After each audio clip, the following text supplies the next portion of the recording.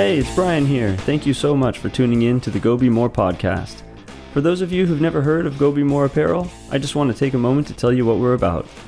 We believe we all have a responsibility to chase our dreams, and we want to give you the motivation, the mindset, and the permission to do it. We want our apparel to be a constant reminder of your commitment to achieving your goals. We want the words Go Be More to remind you of your dreams and your next steps every time you see them. As for this podcast, every Tuesday I speak with John Rankin, world-class miler, kidney disease survivor, and founder of Go Be More, about topics that will help to unlock your potential and get you moving forward. Every Friday we interview a special guest to learn more about their Go Be More journey. In this episode, John and I discuss the challenge of having tough conversations. Many of us are finding ourselves in difficult conversations, from disagreements about how to deal with the coronavirus to speaking out about police violence, racism, and what changes are necessary. And this is on top of whatever other stresses we have in our business and personal lives. When we enter a tough conversation, we need a strategy to ensure we get up to a better place by the end of it. We discuss a few ideas in this podcast. We discuss the need to focus on the relationship over the topic, pacing and leading as an effective tool to find common ground, and the CARE model, a strategy designed specifically to have more effective conversations. There are no foolproof answers in this podcast, but if you're having difficulty talking to others in your life about difficult topics, this episode will give you some new tools for your tool belt. All right, on to the episode. Hey John, welcome back. Thank you very much, Mr. Brian. How are you today? I'm doing well. I have a lot of thoughts, a lot of concerns. I don't know, things about the state we're in. You know, as we're recording this, there's a lot of protests. There's a lot of uncertainty. A lot of communities, a lot of people having strong stances in my Facebook feed, and it's funny to see that stuff going down on the social media, boy. I tell you, if you thought it was bad before, yeah, it's a wild, wild west out there right now. You know, I'm in Japan, and so I feel I'm in this really good situation in that there are the real protests here. There's not a lot of issues along those lines. The coronavirus is more or less under control. But the thing that is interesting about our situation right now is that my daughters just went back to school a couple weeks ago. And yeah. So if opening the schools is going to lead to another wave of coronavirus, we're going to see it fairly soon, right? And I'm very sort of curious. I have no idea what to expect because my expectations have been wrong consistently about how it's going to go in Japan. So, you know, as it has been with everybody else who says they're an expert, you know, nobody. I don't know. It's almost as if like we don't really know what we thought we knew, and everything that we even kind of knew isn't really applying very well to this situation because I don't know. There's something unique about it that I can't necessarily put my finger on, but I hope that it goes really well in Japan simply because it's got to go well somewhere. You know, we need it to go well somewhere. We need to know that this can be controlled to some extent, or that we can, with the measures that we're taking, kind of get this thing under control and, as they say, flatten the curve. Could you repeat what you said before about, like, I think you said, like, you called it the 3 C's, like this common thing that everybody could do no matter where they're at, but there's really being, I guess, it seems to be strongly adopted in Japan in terms of personally, individually managing, you know, exposure. The 3 C's, yeah. So the 3 C's here in Japan these are the things that you should avoid. And the things you should avoid are crowded places, closed spaces, and close conversations. So you don't want to be in a crowd. You don't want to be in a place that has poor ventilation, like in a small room. A lot of people here in Japan, for example, really like to go to karaoke. And in Japan, it's not like a karaoke stage in a big open bar. Everybody gets their own room, and you rent the room with your friends, and you sing in private for an hour or 2 hours or whatever you do. And that they have had cases of sort of what they call clustering, right, come out of these karaoke boxes because one person goes in with a group of 5 or 6 friends. all of them catch it because they're in this tiny crowded closed space, and then they go home and then they spread it to whoever they meet after that, right? So so that would be an example like of a closed space. And then close conversations, it's really just like, keep a step back when you're talking to people. Don't be right in people's face. 6 feet. 6 feet. Exactly. So these 3 C's, they don't replace anything else you should be doing. They're just like a reminder of being very aware. And the way Japan approaches it is, if you find yourself in this situation, especially with more than one of them, or if there's 2 or all 3 at the same time, you're in a high risk situation. So try to avoid the high risk situations. And then, of course, on top of this, it's like always wear a mask, wash your hands, do these other things that are just good hygiene and good best practices for avoiding it anyway. But that's the 3 C's. I would say the masks and washing your hands plus the 3 C's is effectively what Japan has done from the beginning to sort of keep it under control. How are they doing? What's the setup then? So, because everybody in the United States, we're all wondering, like, how is it going to be? How's the approach going to be if schools allow students to go back to school? I mean, there's a lot, or there has been some conversation that I've heard. I haven't actually done the research or read anything myself, but I've talked to, other parents and stuff like that, and heard that it sounds like schools are heavily considering starting even in the fall, staying online, doing online stuff and everything. Not too much talk about students coming to school, but keeping, having classes more spread out, smaller rooms, or smaller numbers in each room. How are they doing it in Japan is what I'm curious, because I still think we're trying to figure it out here in terms of what we're really going to do when push comes to shove and we got to make a decision. So my daughters are in elementary school, and I think there has been a slightly different solution at like high school level, right? So at high school, I think they're doing a lot of online classes, and maybe are back in school now as well, but they actually did do online classes. In my daughter's elementary school, they did not do any online classes. They just sent them home with worksheets and stuff to work on at home. But now that they're back in school, the students wear a mask. They keep the windows open, and they have sort of like I don't think it's air conditioning. I think it's more like a fan that sort of blows to keep air circulating, right? Right. They still have a lot of students in the room, 35 or something students in each class. They've changed the rules some on lunch. They used to put all their desks together and eat lunch in groups of 4 in the classroom. And I think they've done something different, but to be honest, I don't know exactly how they're handling lunch. But they're trying to sort of avoid overly close contact.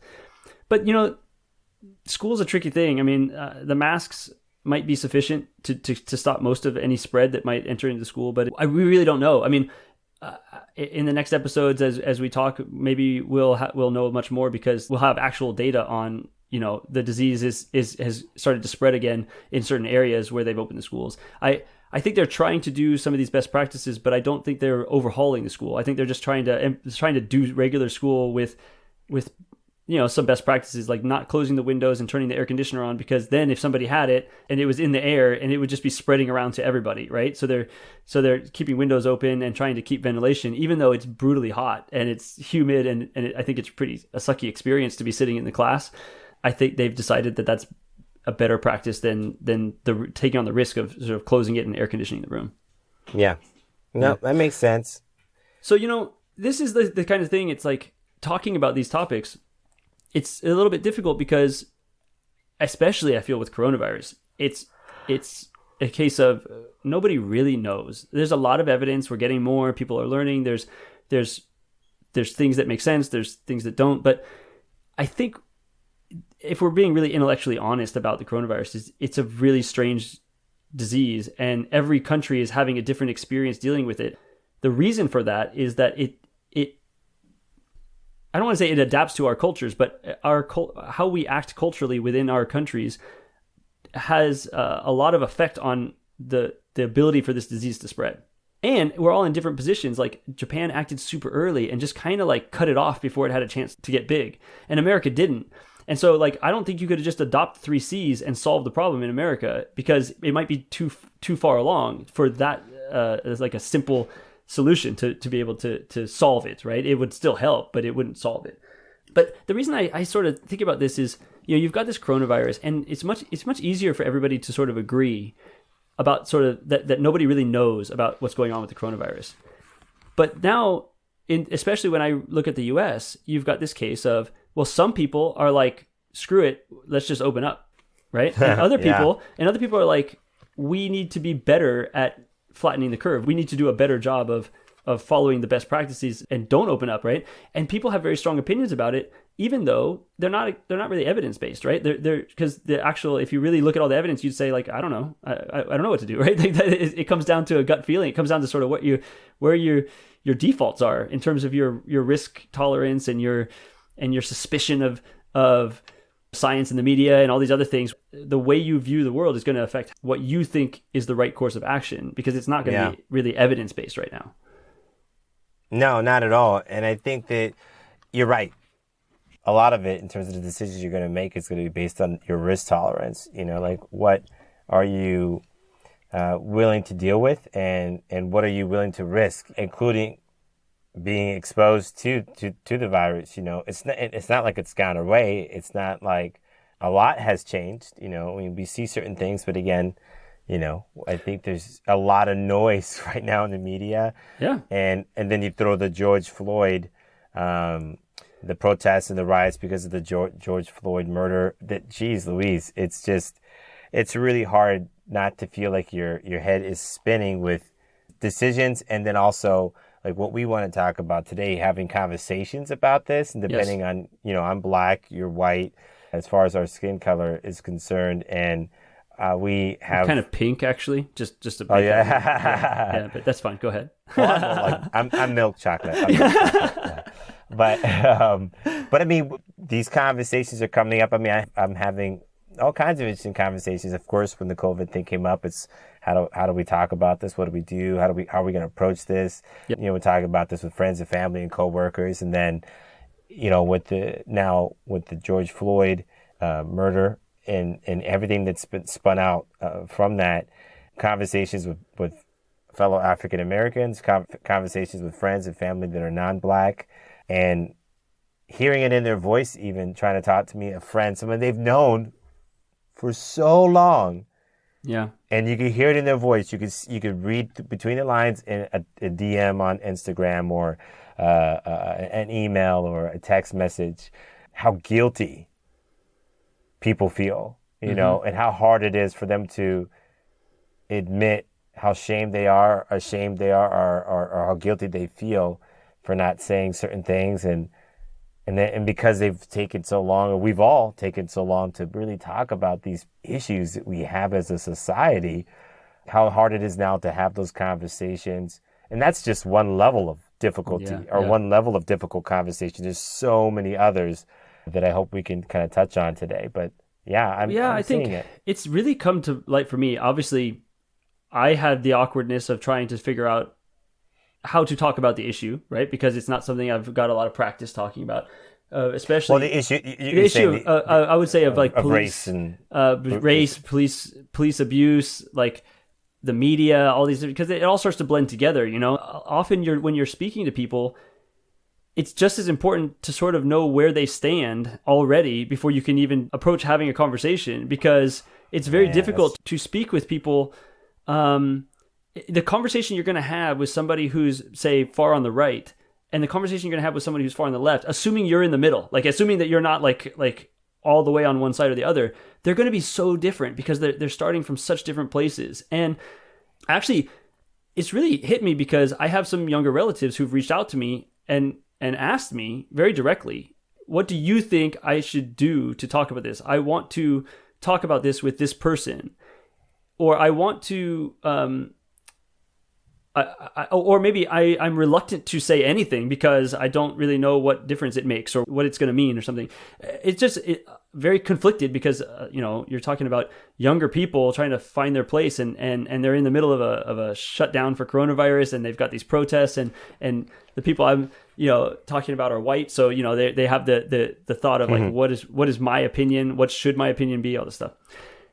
But what came out of this more for me is, I reached out, I've had these conversations a little bit, and what struck me is that it's not their opinion so much that they're having trouble expressing.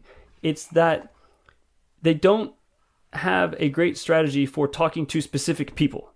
And those specific people might have a different opinion, or might just not be interested in talking about the topic because it's uncomfortable or whatever, or there's a long-standing relationship, and what the real situation is they just have difficulty talking to this person in general about maybe everything. And now they have these really emotionally charged topics that they care a lot about, and they don't know how to even they're just sort of avoiding the conversation, even though they feel like they need to have something. And so this is, I've been having these individual conversations on the side, and I don't have any, universal solutions, but I do have a couple strategies that I use. And I've been doing a little reading and came across some ideas, an approach that I really like. And I listened to a podcast. Our friend Joe Fear, who does the Hustle and Flowchart podcast, they interviewed a guy in the past on this topic, and I found that episode, and I'm trying to teach myself.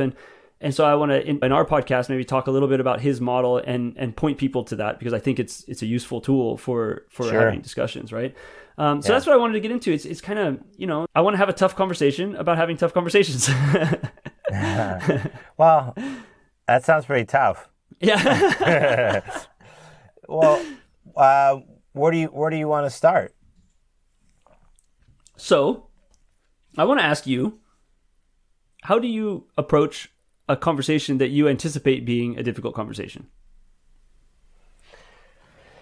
Yeah, well, I mean, I think that I try to go into every conversation that's difficult with the intent of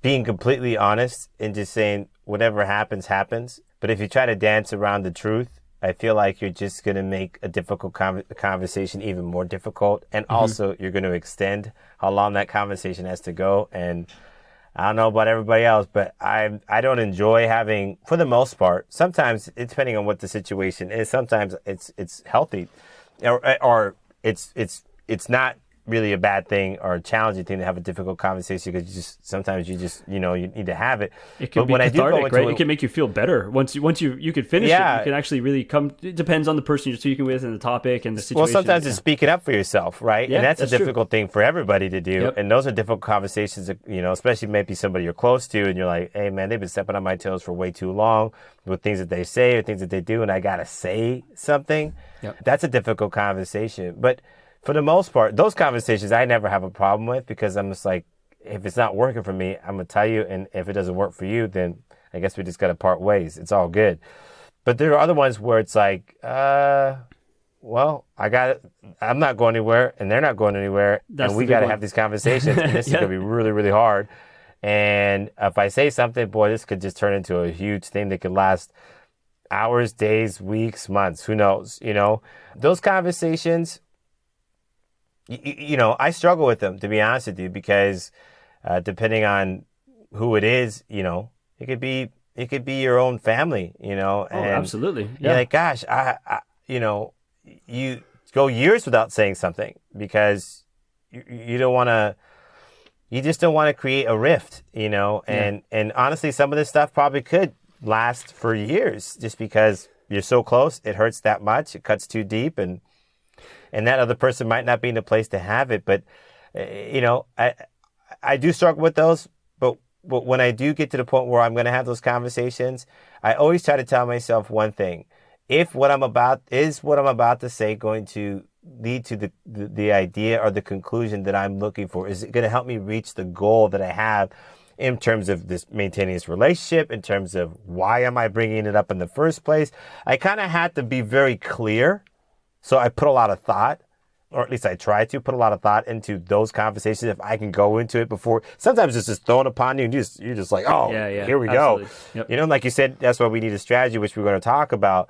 But if that's not the case, but I can think about it and I'm going into it, I just try to tell myself, everything that you're going to say in this conversation, even in response to things that you might not anticipate that person saying, you got to try to say the things that's going to continue to lead the conversation to the place that you want to get it to, which is you want to resolve the issue. You want to get this over with.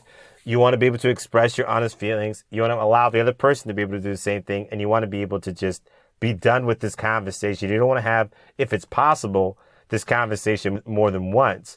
And so my goal is always to be prepared to say the things that, before I say the thing I really want to say, to remind myself, is this going to help or not achieve the goal? If it doesn't, I take it, throw it in the trash in my head and say, what's the thing it's harder for me to say that I know I need to say to keep it going in the right direction that I'm hoping for. So I'm clear on where I want to take it, and I fight the urge to say the emotional triggered responses. I'm like, that's just an emotional response. That's not the right response. That's not a listening response. I didn't acknowledge and hear that person with the response I'm about to give. What is that response? Okay, let me use that one and say it, you know? You just said at the end what I was going to add on. But one of my fundamental strategies of having conversations, and this is just generally, is I actually 90% of the time, at least, I have a default rule is I'm not trying to increase the emotional charge of the conversation. Conversations get emotional, and that's fine. They should be emotional sometimes, and I will escalate them.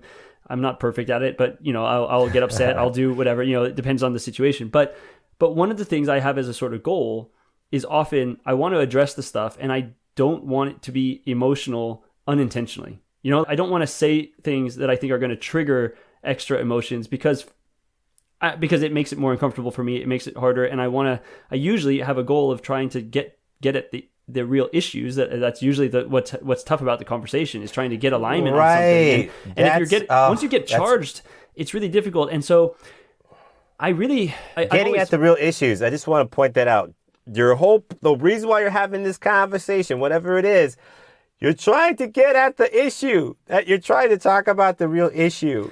Getting at the issues. That's and here's the thing. You hit the nail on the head with that one. Here's the thing. If you want to talk to a relative about Black Lives Matter and the protests, you have to understand that is the topic that you're discussing. But the real issue you need to be resolving first is establishing that you are having a good, productive conversation, right? If you are only concerned on the topic and not about the relationship with the person that you're having a conversation with, you're probably going to fail in the conversation.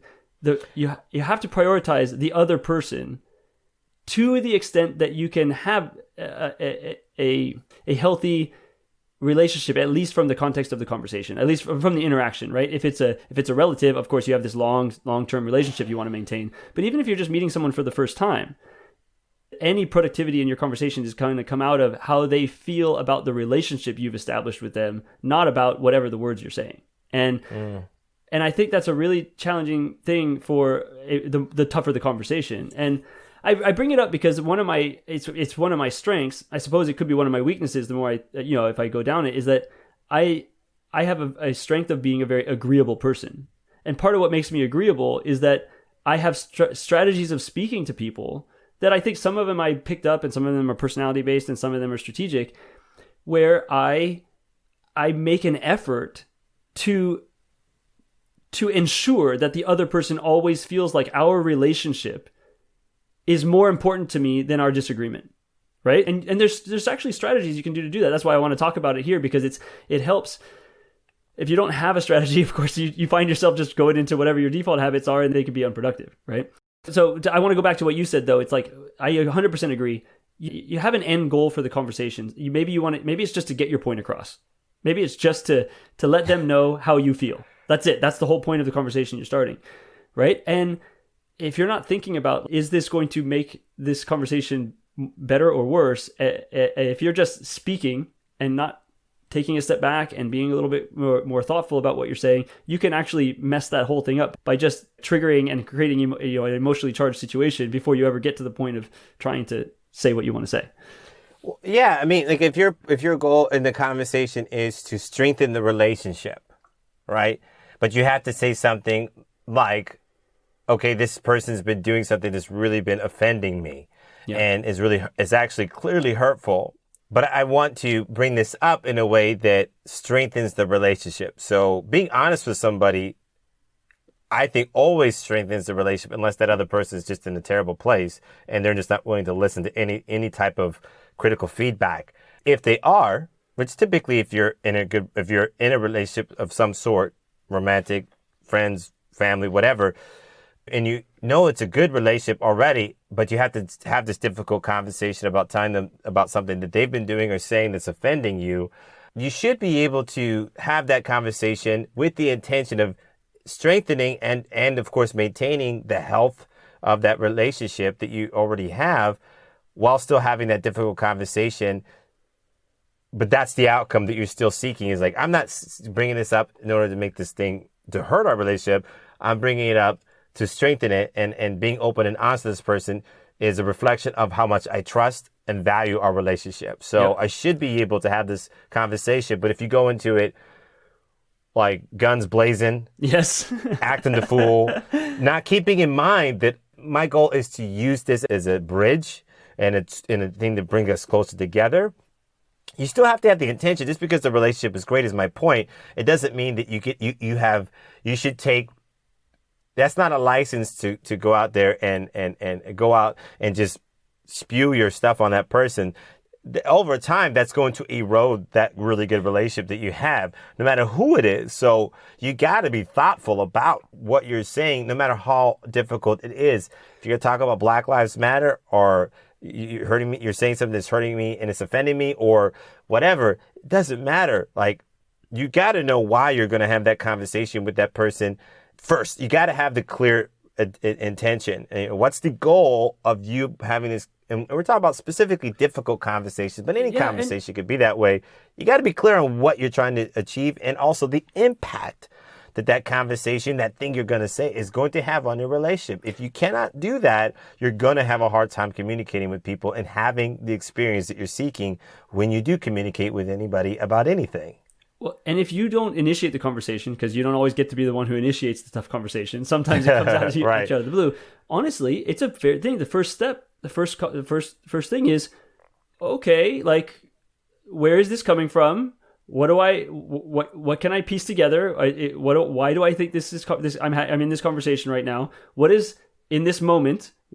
What is a result I want to achieve from this conversation? All these are perfectly reasonable topics to think to yourself before you engage in the topic, right? I think it's important to do that, and it takes practice to do it. It's not something that maybe comes naturally to everybody, especially if something you have to work at it. Triggering you, right? Let's say, I have habits that my wife doesn't like. That's a bad example because I'm perfect. But the no. So let's say I have. Oh, she'll get you now. She doesn't listen to the podcast. So this is the one episode she's gonna listen to.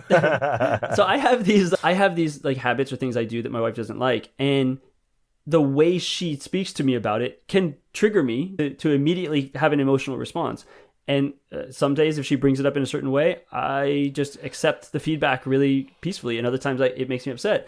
And a lot of it has to do with thinking through what is the way I can say this that's going to lead to the result I want to get, right? And you're going to be wrong. I'm telling you, you're going to make mistakes. If you can do that, you're going to be good in life, man. That's the first step. So, but here's a couple other things, and I want to talk about these because this is advice I've given to a couple people, and I'm not really an expert at this. There's a strategy called pacing and leading.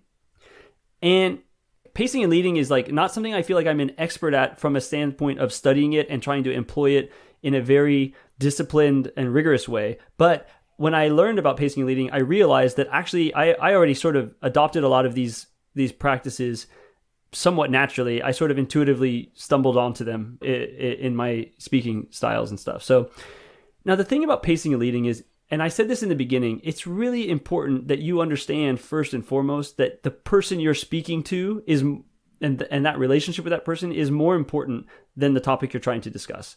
Because if that person doesn't trust you, or that person doesn't feel a connection to you, nothing you say is going to matter, right? It's all going to be discounted by the amount that they distrust you, or that they don't believe where you're coming from. But here's the thing. A lot of what makes people feel comfortable talking to us are subtle clues and subtle cues, like body language cues and other things you can do that lower their guard, let's say. And I say lower their guard in the sense that these techniques I'm going to talk about, like, you can use them to manipulate people. This comes directly out of like hypnosis, persuasion. There's a type of research called neuro-linguistic programming, and that comes out of hypnosis study. And hypnotists use these techniques to manipulate their patients to experience what they want them to experience. So I am not at that level. I've never studied it. I don't know how to implement it like that. But the thing I want to make really clear is that you have to meet the other person on some form of common ground before you're ever going to be able to have a conversation about a topic. If you are a Black Lives Matter protester and I am a policeman and we have no common ground, like we don't see any common ground, we don't acknowledge any common ground, we're not going to have a conversation. Nothing I say is going to matter to you. You're not going to listen. You're not going to care about what I'm saying. Now, but if you can have that policeman and that person in whatever way, it's probably not going to happen in the situation of a charged protest. But if you had those two people talk and they found common ground on anything, on something, now they can start to build a conversation that leads them towards addressing the real issues that they want to talk about. Yeah, I mean, and this might not be, hopefully it's a good example, but I mean, I think that in sales, one of the things that seems pretty effective is talking about something as simple as sports, right? Yep. You can go and even if you're not from the town that you're calling somebody, like I'm in Orange County, California, right? So I mean, if I'm making sales calls to, people in Orange County, then, we could talk about the Anaheim Angels, or we could talk about the Los Angeles Dodgers, or the LA Rams, or something like that, right?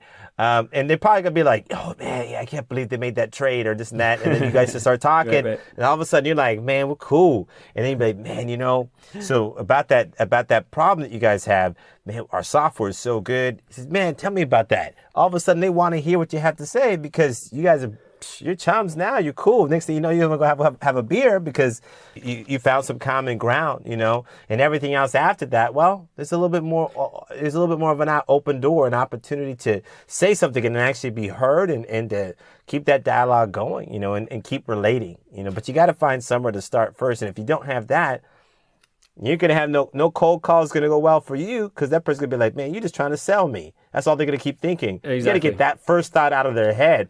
Like the protesters going to think to themselves, man, you're trying to just, batter me over the head with your baton. Like, you don't want to hear what I have to say. And the police officer's like, you just think I'm a whatever.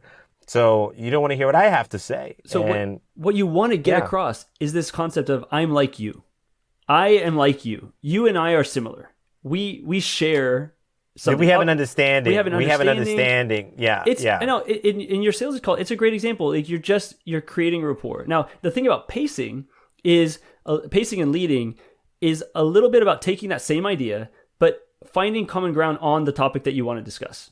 So if you're talking about like Black Lives Matter and police protests, if you go in and say the police are terrible, we got to get rid of them, and the other person's on the other side of, black people just need to be more responsible. Whatever the most extreme comments you could come out with, right? The police don't do anything wrong. It's the black people who do something wrong. And then the other person saying the police abuse black people and the black people are perfectly innocent. Let's imagine the most extreme thing. The reality is you're not going to have a conversation if that's where you're starting from. But if you can come to the standpoint of we all want to live in safe cities, like that, like now you make a statement of truth that is something that both sides can accept. And what you're doing by finding as big a picture, as broad as it is, whatever it is you need to do to find that common ground, is you're building a connection of, you're pacing the other person by meeting them somewhere where they're willing to meet you. You're meeting them halfway. You're meeting them at some place where they're willing to say, okay, I agree with that. Like, okay, we share this aspect, this belief. And until you make that first step, and it's not going to be just one thing. You're going to have to consistently do it. You're going to have to consistently try to find common ground with that person. And the more common ground you find with that person, the more receptive they will be to the areas that they don't share with you. Right? It's a great strategy. And I imagine this scenario of, and I've been thinking about this a lot as it relates to, I've been thinking a lot about the Black Lives Matter movement and the George Floyd situation as it relates to difficult conversations. I mean, the coronavirus and that's definitely something that has been on my mind, but not in the same way. Like I haven't had this idea come up in my head. So with the coronavirus or the Black Lives Matter situation, what's interesting to me is I've imagined those two different groups, right? the police and the community that is upset with the police. Yep. And I'm telling myself, I said, well, ultimately we need to talk. That's what I'm telling myself. Even before we decided to talk about what it's like to have difficult conversations and some approaches to do it for all of us, regardless of what that topic might be, not just Black Lives Matter or COVID-19. But I said, man, what if we put them in the room? And we need them to have this conversation, because if they can't, and I told myself this, I said, if we cannot have a conversation, we will never find common ground, and we will never find a solution to this issue. I'm going to tell you straight up right now, I don't care what anybody is saying protest-wise. If we cannot talk to one another, like the police are getting on now and they're yapping and they're all like defending themselves, that ain't going to work. When you start getting defensive, that means you're closed. Yep. That means you're closed-minded. So they're not hearing it, and they're saying, stop making us look bad. First of all, ain't nobody making you look bad. Y'all doing it to yourselves. Just saying it straight up, you know. But the other side of it, too, is the protesters are not helping themselves, because they need to be able to hear, like, what they are willing to do. Even let them admit if they're doing something wrong, that they're doing something wrong. We're so loud now that we're not even willing to hear what the other side is saying. And I believe that both sides have to admit that nobody's perfect. We're not going to perfectly oppose the situation. And the yelling and the fighting, the violence and the riots, the blaming, all this other stuff, even if it has a place, that's not going to lead to the ultimate solution. Because if we cannot talk to each other, there will always be friction. There will always be confrontation. There will always be dissension and disagreement between those different factions in communities where you have to coexist. If you can't understand one another and find common ground, if you can't even talk to each other, you're never going to get to know the other side. You're never going to get to appreciate the other side, and you're going to struggle, period. So they have to have that difficult conversation. And that's what I keep imagining for myself in terms of when people say, what's the solution? We got to talk to each other. We got to talk to the people that we don't like. Unless it's not even possible for you to even just be in the same room and talk to each other, like even create the scenario under which you can talk, which I know that's actually possible, then of course it's not, then what are we talking about? But I know you can talk because you're in the same street and you're facing each other, except it's in a protest or a riot.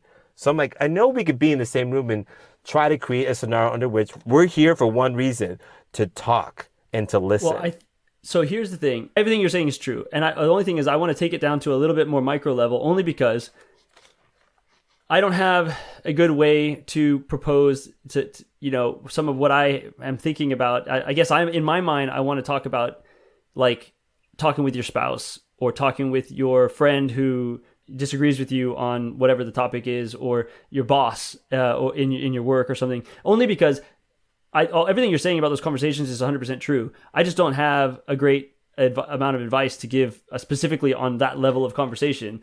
Beyond what you said, I think you nailed it. I want to bring it down. Yeah, it's just a big example. Yeah, it's just a topical example in terms of that particular scenario. That's it. I mean, that's a pie in the sky idea. You know, honestly, I mean, who knows or any of this is going to go. I think anybody with a conscience and a moral compass would agree that we need to be able to talk to each other regardless of the difficult situation. But that particular scenario is pretty big. The other examples that we're going to touch on right now are great examples, and examples that I know we all can relate to on a day-to-day basis before all this stuff was put in front of our faces, you know? Yeah, and you know, I look at these protests and I say, the reality is nobody was willing to have a conversation, and these protests are going to force that conversation to happen, right? And that's true. And that's the reality of it, is the protests are going to lead to the types of conversations that need to happen, and whether we're successful in those conversations is a different story. But that's effectively the opportunity that these protests are creating. But you know, I guess I want to come back to this a little bit at the personal level, because it's really hard to talk to your wife about a topic that you anticipate disagreeing on. It's really hard to talk to your parents if you're, you know, maybe you're a young adult and your parents have a different idea of how you should be living your life. Or maybe it's a very difficult conversation to talk to your friend who's decided that they don't think coronavirus is a big deal and you do, right? And so I want to make it like, the Black Lives Matter stuff, this is the issue that's wanting me to talk about this. And this is the backdrop of everything that triggered doing this podcast. But I actually think that what we're talking about is really, really applicable in like really mundane situations, like daily situations, and how you interact with your boss or your coworkers or your spouse, your family.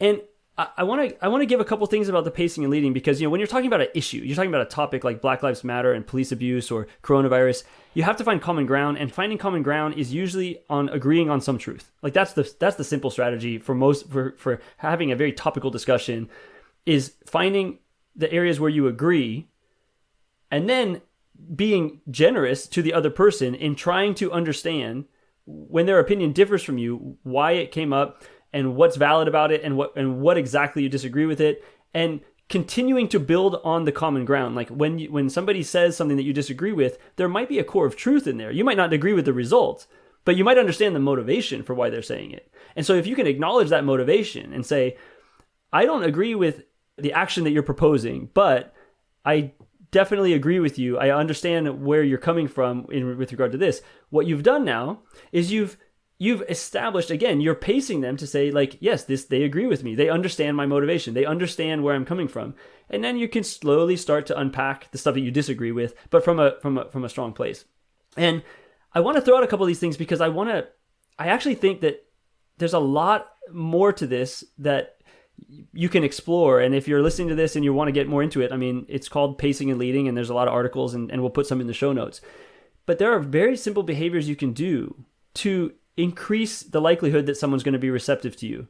And I mean this as like literally mirroring what somebody's actions. Like if you're doing a job interview and you're trying to get the job, and the manager or whoever comes in to interview you, and they sit down and they lean forward and put their arms on the desk and they cross their fingers and they're leaning forward in a very active way, and they're looking to you and they're talking to you, you can strategically mirror their body language. And by doing so, without ever saying anything, they will assume that you're like them, because they will pick up on the fact that your body language is like their body language, right? And if somebody is very forward and leans forward when they talk, and they're very animated, and you recede away and you curl in and you back away, that's signaling to them that you're not on common ground, like you're not like me, right? But if somebody talks really animatedly with their hands and you do the same thing, they're going to just subtly pick up on these things. And I say this, I mean, I think this is so powerful because you in these like tiny interactions, establishing a level of comfort with the person you're speaking with is so important to being able to get to whatever you want to get to. That person has to be comfortable with you. They have to trust you. And if you can do it by just sort of agreeing on the basic principles, then that's great. But fundamentally, they don't want to just agree with you. They want to feel a connection with you. And yeah, I can relate to that. I've seen it time and time again, throughout my life. Even as I travel so much, man. And when I was on a lot of airplane rides, I would just sit next to somebody, and within seconds, like, it's the kind of energy in the way I would look at them and approach them. It wasn't even intention. It was just very natural for me to be this way. But by the end of the flight, this person's spilled their entire life story and told me stuff like, hey, man, I've never told anybody this. But and I'm like, you already know I'm not going to tell nobody. So, because it's just not my personality. Yeah. But on top of that, it was like they just knew that they could trust me. And I'm like, why are people always like that with me? I'd always ask myself. And it's like, I think it's because I do that. I mimic. I'm almost like reflecting them in me. I think I must do that very, very well, because everybody's telling me everything from the moment they meet me. And I'm like, oh, I think I do that. I think you do. I mean, I've known you long enough. I don't really spend my time looking for it, but there's a lot of these little things, mirroring people's behavior or matching what they're doing. It does a lot. Yeah. Paraphrasing what somebody says, and you like saying the same idea in a different way. Like when somebody says, I don't know, whatever the example, when they say an opinion, if you disagree with that opinion, okay, that doesn't work. Even if you don't agree with it, you can repeat back to somebody, oh, so you feel, and you just say it in a different way. You haven't agreed, you haven't disagreed, you haven't challenged them. All you've done is restate their opinion, and the act of restating somebody's opinion can make them feel like, yeah, this guy gets me. right? Like that's like, yeah, he understands me, right? And it feels kind of weird to talk about it for me because I don't like talking about things as like, oh, you can use these tools to manipulate people. That's not really where I want to say. But you are in a conversation. If you have a goal for that conversation, part of it is strategically manipulating the other person to see your point of view, to see where you're coming from, and to accept that you have a valid point of view or that your opinion is worth listening to. So a couple more that just come to mind real quick is like literally parroting what they say. You know, like if you just actually repeat the exact phrase that they say, everybody loves that.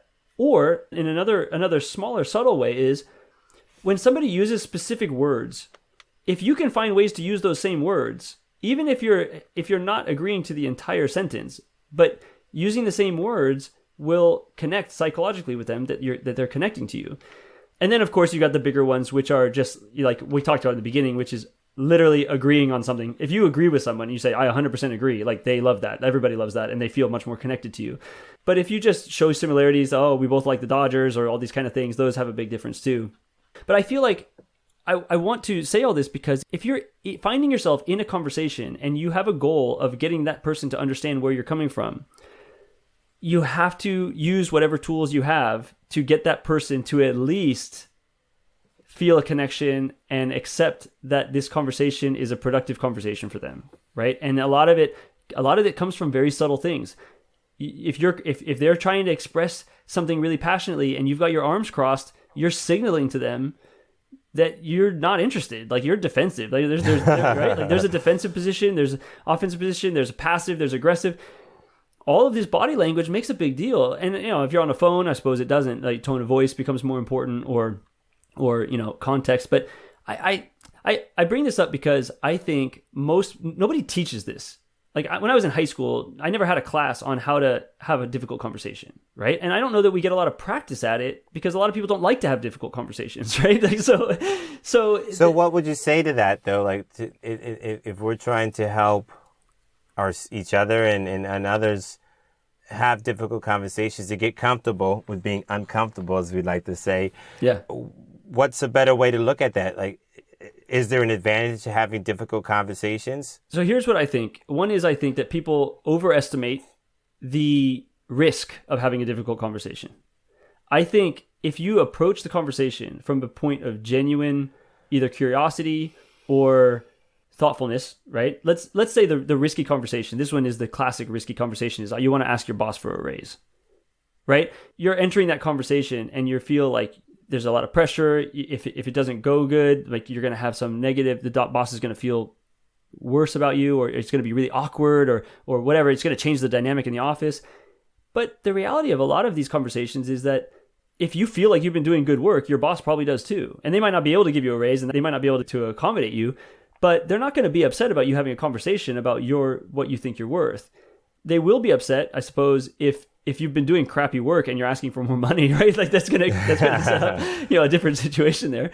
But or talking with your spouse and you have this problem you want to resolve. Actually, it leads me to the next thing. Honestly, the next thing I want to talk about, which comes from this called the CARE model, which I just loved it, and when I saw it, and it makes total sense to me. But I want to talk about that because the next topic is actually a template for trying to have these conversations, to decrease the risk and to set up the conditions for the conversation such that you have a successful outcome. But regardless, I feel like in our daily interactions, what I would say to you is this idea of pacing and leading is you can do this all the time. There's never a conversation where you don't have an opportunity to try pacing and leading, right? You can always paraphrase back what people are saying to you. You can always practice matching people's body language. You can always seek out the areas for agreement or find similarities. Like they feel very normal, but you could be strategic about trying to practice getting better at them, right? And you can do them in low risk conversations. You don't need to have it be in a high risk conversation.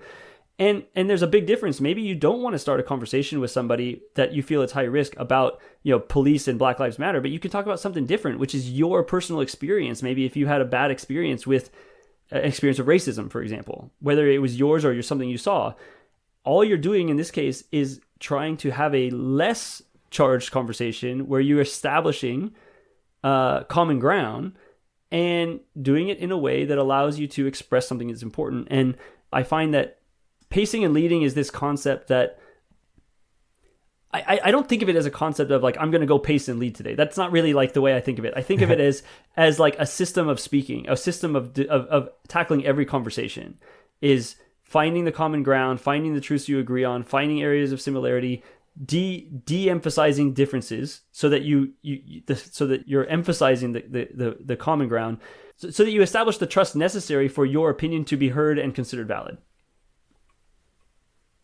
Yeah. Yeah. Yeah, no, I mean, I'm looking at the CARE model document, and even just Let's go to that. At first glance, I mean, it's pretty.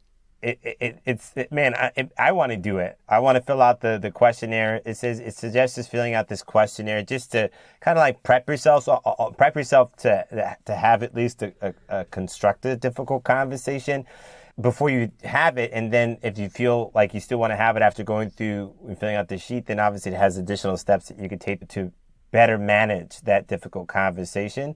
I think that this kind of stuff is great because you describe the pacing and leading as an approach or a strategy, the parroting, the mimicking, the repeating, or paraphrasing certain things. I mean, all these different techniques.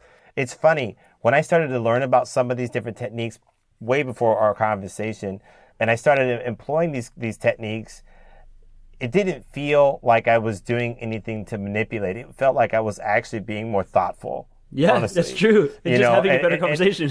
Yeah, it was like, oh, wait, I'm actually just doing what I should have been. I'm communicating better. That's not manipulating. These are just things you should be doing. It's not manipulating. It's literally having better conversations. Communication is the key to success, because if you can't communicate ideas, if you don't become more educated, it's hard to communicate ideas. If you don't know how to communicate, even if you are well educated, well, your ideas are not going to come across very well, and you're not going to get to probably where you really want to be in your relationships or otherwise. So this isn't manipulation. This isn't trickery. This isn't, just because it is proven through, a lot of this stuff is proven through psychology, or these, you said the neuro-linguistic programming, is it? Neuro-linguistic programming, is a scientific study of this idea, right? Right. And I mean, and there are certain things that could be considered, like hypnosis could be considered manipulative in terms of conversation or persuasion and all this stuff. But honestly, all that really is, I mean, like it or not, it's just great communication. It's just really effective, well-practiced communication. And ultimately, if you take care to actually want to do better in conversations with anybody in your life, it's just going to better serve to build better relationships. Why in the world wouldn't you want that, Here's the other thing I'll add is that whether you, I feel it feels distasteful in my mind to try to use psychological strategies to manipulate people or do whatever stuff. I naturally shy away from it. But the fact of the matter is, everybody you're interacting with is using whatever techniques they have at their disposal to manipulate you to get what they want. That is just the way we interact with people. And even if you're not going to use them proactively, you got to know what they are, so that when other people are doing them to you, you can recognize them for what they are, right? like a salesperson, a good salesperson will know how to pace and lead. They might not call it pacing and leading. They maybe had never heard that specific phrase, but they will find the common ground. They'll make you feel like they're your best friend immediately. You share all these common things. They repeat your phrases so that you feel confident that they understand you. And then John's looking at me and it's true, because I do it, and I hear it in all the other salespeople. When I go to a car sales lot, or I go to anywhere, even earlier today, man, I went to the chiropractor, and I mean, it was cool, but it was a free consultation, and I'm like, yo, I'll go for a free consultation. And then I'm trying to leave, and they're trying to get me for $80-$90. And I'm sitting there going, I'm looking at the person and they're doing it right when I'm about to leave, telling me yo, I'll see you tomorrow, John. I'll see you tomorrow, John. Hey, John, it's a four-day thing. 4 visit minimum. We recommend it. And I'm trying to leave. And I'm like, I looked at that person and I could tell, they look at me in the eyes I know you're going to do this, because this is how we get everybody to commit on this free consultation to make a payment. And I looked at that person and I said, I came for the free consultation. I'll let you know. Yeah. Why? Because I'm looking at them and I'm watching the technique unfold before my very eyes, and I go, I know how this game goes. And I'm like, look, man, I'm not ready. I didn't come prepared. I said, I'm going to go look at my budget. I'm going to think about it, and then I'm going to make a decision. Even though I could afford it, that's not the point. I'm like, I did not make the decision prior to saying I'm going to earmark money for this particular thing. And until I do, I am not making that purchase. So that's my rule. And even in that situation where they were quote unquote manipulating, they're doing their job, but they're running a business, and I respect that. But I recognized what was happening, and I'm like, oh my gosh, this is how it's happening again. And I'm like, but I can see what it was, and I go, it was an easy no. I honestly, if I didn't know the techniques, I would have felt guilted into Yes, exactly. signing up. And and instead of feeling confident and okay to say no, and that's how powerful these techniques really are. There's a lot of this. I love this topic. I mean, books like Influence, right, by Robert Cialdini covers all this stuff. It's really amazing how much of the way we think and act is instinctual or sort of like it's subconscious, right? But hey, because we're coming close to time, I want to introduce the CARE model. I'm not going to try to explain it in so much detail that like people can use it and act on it. To be honest, I've only recently learned about it, but I thought it's great. I want to plug it. The show notes will have links to the guy's website where you can download the PDF and look at it more. Here's the fundamental thing: CARE, C-A-R-E. Clarify, ask permission, reveal and request, and then inquire. And so this is a strategy, it's a model, it's a way of systematically preparing for and having successful, tough conversations. Like literally the PDF says, tough conversations, CARE model. It's a strategy that you can employ and a tool you can employ. So what clarify means is you have to do the work before the conversation to really understand what you want, what you intend to get out of it. What are you actually trying to achieve? You have to clarify that for yourself. And that includes also thinking about the other person and where they're at and what they would want, what they will need. You have to clarify these things before you go in so that you can have a foundation to strategically approach it. He actually includes a worksheet in this. If you sign up for the PDF, you look at it. I should say also, I mean, I learned about this by listening to this guy, David Wood. He spoke for an hour on a podcast called the Hustle and Flowchart podcast. A friend of ours, Joe Fear, runs it. It's an amazing podcast, especially if you're in the world of like online business and marketing. They do deep dives on tons of different topics related to that. But this one was a little different because it's about how to have difficult conversations. And it really resonated with me. And so this model is, I've started playing around with it and doing a little bit of the work for myself, but I cannot say that I've used it to solve a major problem at this point. So clarify, you figure out what you want. Now, the next thing is you ask permission to the person to have the conversation. Now, that's a really interesting approach, right? And he gives a very simple template, and it's as easy as saying, there's something I haven't been saying because, and you say the reason you're afraid of not saying it. There's something I haven't been saying because I'm afraid you're going to be upset. Whatever. Something simple like that. But I've decided to bring it up because I think I will feel better if we have this conversation. You have a hope. What is your goal for the end of the conversation? What do you want to get out of it? And then you say, do you have 10 minutes now? Do you have some time? That simple framework establishes a couple things, which is that you have a fear that may or may not be valid, but it allows them to know where you're coming from and what your standpoint is, and you have a hope, and you're setting the tone of what the conversation is meant to be, like what it's meant to be, right? Like there's a difference between executing on the conversation, but then that's the A, ask permission. The R is reveal and request. So you reveal the issue and you talk about how you're feeling about it, and then if it's appropriate, you make a request for them to do whatever it is you think would help to solve the problem. And then inquire is the last step, which is you ask them to tell you their feedback on how they're feeling about it and where they're at, so you can get a feel for where the dynamic is now at the end of it. And he gives an example, a very simple one. It's like, thank you for hearing me out. I'd love to hear anything you have to say. What are your thoughts and feelings on this? Perhaps you have some better ideas. Just a simple little way to, at the end, to have the conversation continue in a productive way that shows that you value. Sorry, I was going to say validate, but that's not the word I was like. So that you value that person's opinion. And I look at this, and of course I heard the podcast episode. I listened to him talk about why it works and all the different steps. And I thought to myself, compared to walking into a conversation with no plan, this is like amazing. This feels like you walk in armed with all the ammo you need to have a good conversation. And it's not going to work every time. It's not going to be perfect, but if you do the work, and the work in this case being the worksheet with the prompts, the questions that he has to really think through these issues, I feel like you really can set yourself up to have a much more productive conversation. And so I really wanted to share it on this podcast. It's something I'm going to be trying to implement into my life more proactively as we go forward.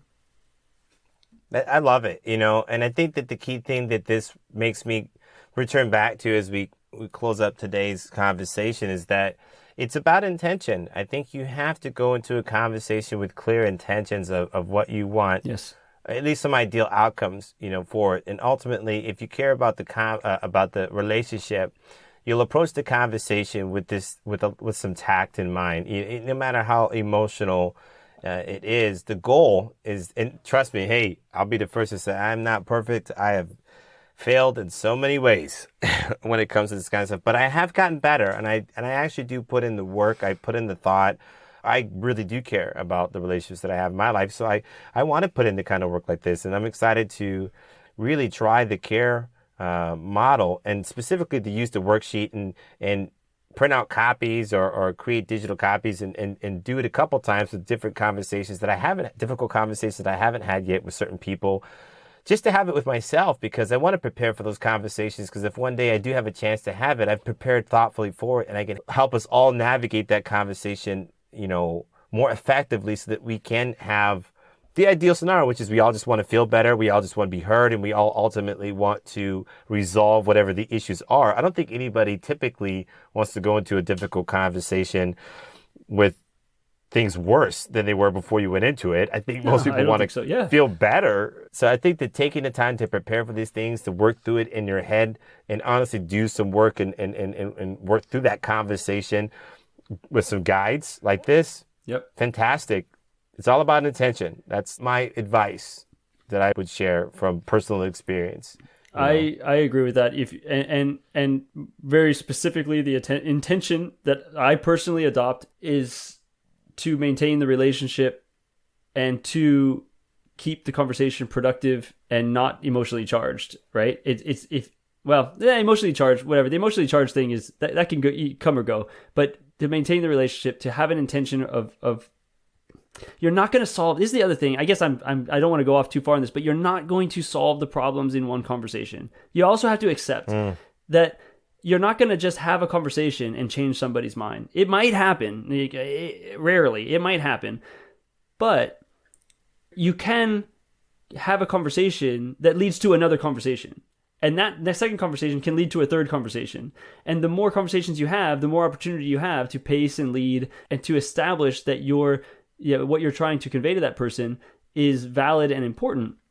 And if you don't have that framework, if you enter the conversation with just like, I'm going to say what's on my mind, right? Like that's I'm going to give that person a piece of my mind.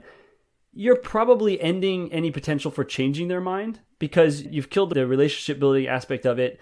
You've killed the idea that you're trying to find common ground. You've just lost any potential value that you're trying to, the ultimate long-term value you're trying to get. Assuming that there's long-term value that you're trying to get, right? If you want this relationship to be maintained, then prioritize the relationship over the point you're trying to make in that moment. Yeah. Mic drop.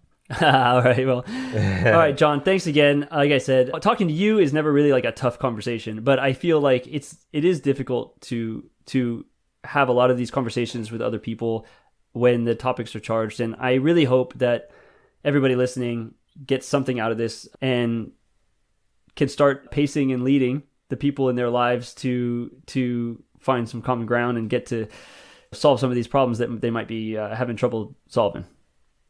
Yeah, I'll echo that, man. It's all about communication and finding common ground and understanding with one another. And let's all try to utilize these great techniques. Thank you so much, Brian, for sharing them with all of us. It's great to be reminded of some of them. It's great to learn some new ones.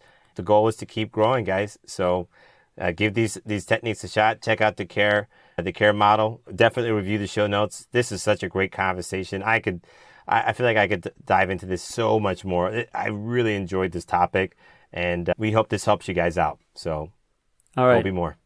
Go be more. Thanks, John. Talk to you soon. Thanks, Brian. Thank you all for tuning in. You can find links to any articles or items we referenced in the show notes. Please subscribe and be sure to give us a rating. And remember to tell a friend about the show. The Go Be More podcast is produced by Go Be More Apparel. Check us out at gobemore.co. For all of us at Go Be More, we are what the world is chasing, and we hope this podcast helps you become what the world is chasing too.